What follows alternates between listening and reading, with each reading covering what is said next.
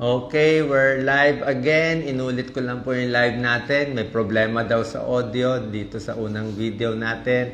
So, pakisabi na lang kung hindi malinaw ang boses ko. So, ang topic natin, 10 health problems pag nagkakaedad. Okay? Pag edad 40, pwede na maramdaman tong health problems. Pero pag 50, 60, lalabas na itong 10 sakit o pagbabago sa katawan na panghihina. Tingnan natin ano tong 1 to 10 ha. So number 1 problem pag nagkakaedad na, pagbabago sa puso, sakit sa puso at arteries. Hindi natin alam pag tumatanda tayo, mas tumitigas na yung puso natin. Hindi na siya ganun kalakas dati, kaya mas hirap tayo huminga. Mabilis na yung heart rate natin, magugulat kayo, mas high blood na. Pati yung mga arteries natin, yung mga ugat natin, mas matigas, kaya mas high blood na yung mga tao.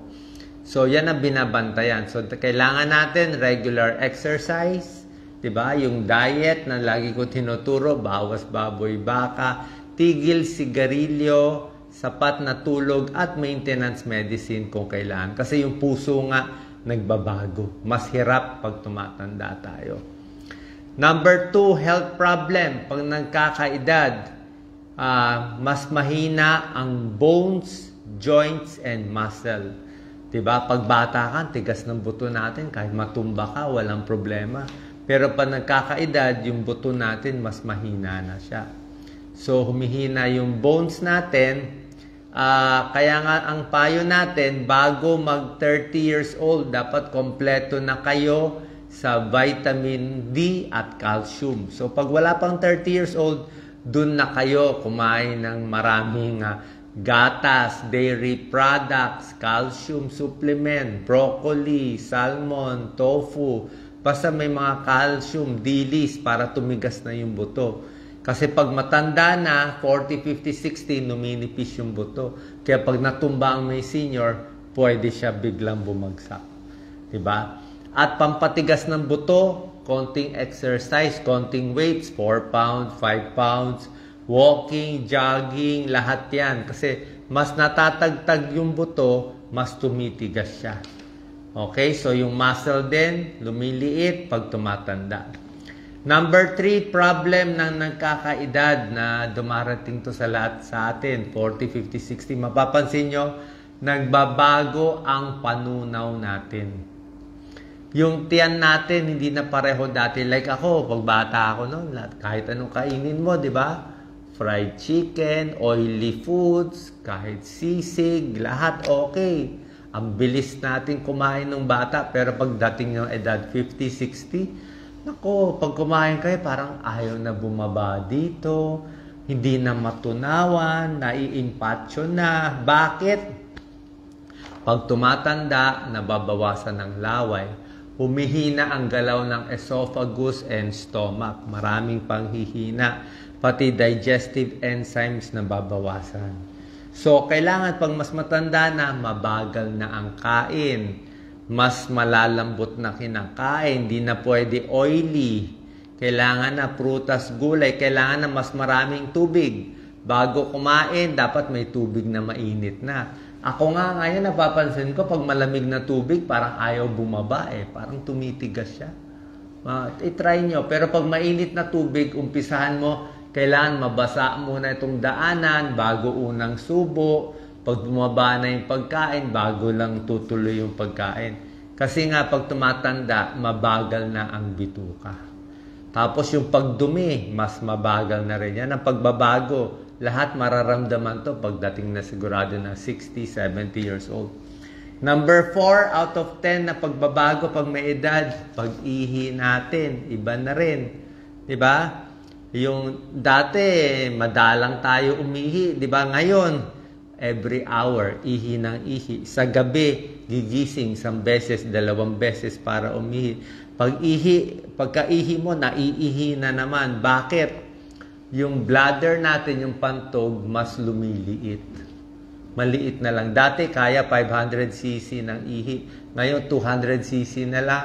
100cc, naiihi na. Kumbaga sa goma, mahina na yung pag-contract ng bladder.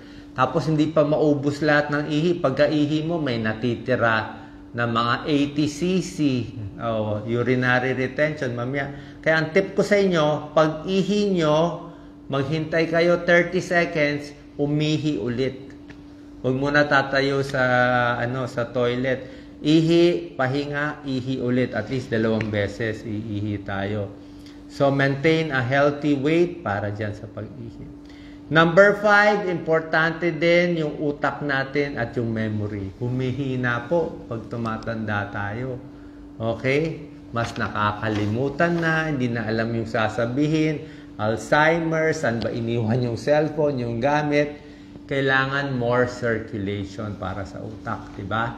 So, for more circulation, exercise, mentally active, talk to friends, diba? Kailangan may kinakausap para walang depression, mag-volunteer, gagamutin yung high blood, high cholesterol, diabetes. Gamitin ang utak para hindi mapurol. Kung utak, parang muscle yan. Pag di mo ginagamit ng utak, kaya kahit mag-retire, gawa ka pa rin ng gawa. Usap ng usap. Pag walang kausap, matutuliro yung utak. Number 6 out of 10, nanghihina. Siyempre, mata and tenga, obviously, hindi na makakita sa gabi. Sa gabi, lalo na pag madilim, di ba? Hindi ka na makakita, baka matumba ka, kaya lagyan ng ilaw sa gabi. May konting night light para hindi ka mabangga, hindi ka matumba. Pag matanda, wala na ring balance, di ba? So, kulang pang-dinig natin, mahina na, may katarata pa, nag-audio, may problema sa hearing loss, di ba? Check up sa mata, check up sa tenga.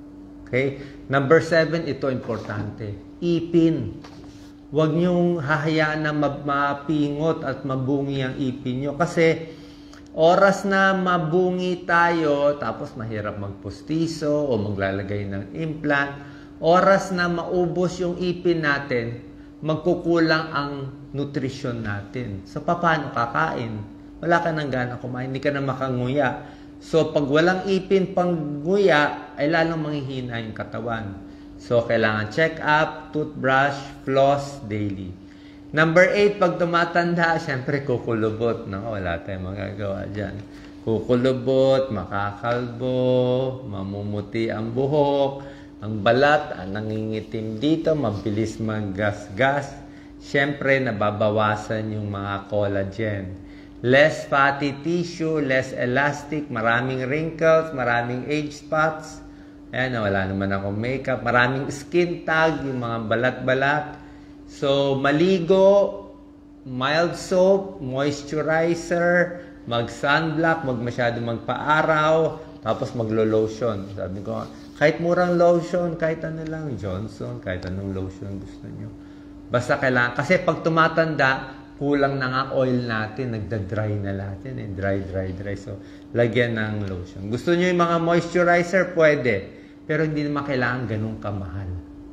Number 9, nangyayari pag may edad, tumataba. Lumalaki ang tiyan, lumiliit ang muscle, paano mabagal ang metabolism. Tandaan nyo, kung bata kayo, kaya mo kumain 2 platong kanin, tsaka ulam, di ba? Every day. Kasi bata ka, marami kang energy requirement, mabilis galaw mo. Pag matanda ka na, hindi na pwede 2 platong kanin tsaka maraming ulam. Dapat kalahati na lang, half cup rice na lang. So, mas matanda, mas konti ang kakainin mo. Kung hindi tataba ka na. So, less food, more water pag tumatanda. Less carbohydrates, konti na lang yung carbo, more protein para lumakas. And number 10, pag tumatanda, syempre, mahina na sa sex, pagtatalik, alam nyo na yan. Pag lalaki, impotent na, hindi na kaya, masakit na ang likod. Pag babae, pag menopause na, wala ng vaginal dryness, mahirap na magtalik, masakit na ang katawan, mas matagal na malabasan ang lalaki, babae. So, yan talaga, kasama po yan. Nagbabago hormones. Yung lalaki, bumababa din. Alam ko maraming magyayabang na okay pa sila, pero iba yung yabang sa social media, iba yung actual eh. So, magpa-check sa urologist ang lalaki kung may problema, sa OB-GYN ang babae. So, para gumanda sex performance, huwag magpapataba, regular exercise. Pag matanda na, pwede naman holding hands na lang o magkasama na lang, di ba? So, aabot rin sa ganung stage, hindi natin maiwasan talaga. Kung bata yung iba araw-araw nagtatalik, pero pag matanda na baka once a week, once a month, o once a year. So regular exercise, yan po. Yan po ang 10 pangyayari kung may edad. Actually, wina-warning ako kayo ng maaga para maaga pa, maagapan na. So habang kayo ay wala pang 40 years old o 50 years old, doon na kayo mag-exercise. Para at least yung mga muscle na na-build nyo, pag tumanda kayo, merong matitirang muscle. Kasi kung nung bata pa, mahina na, medyo lampa na. Pag matanda na, mahirap na makahabol at makarecover. Sana po nakatulong itong tips natin. Ingat po palagi. God bless po sa inyo. Okay, thank you so much.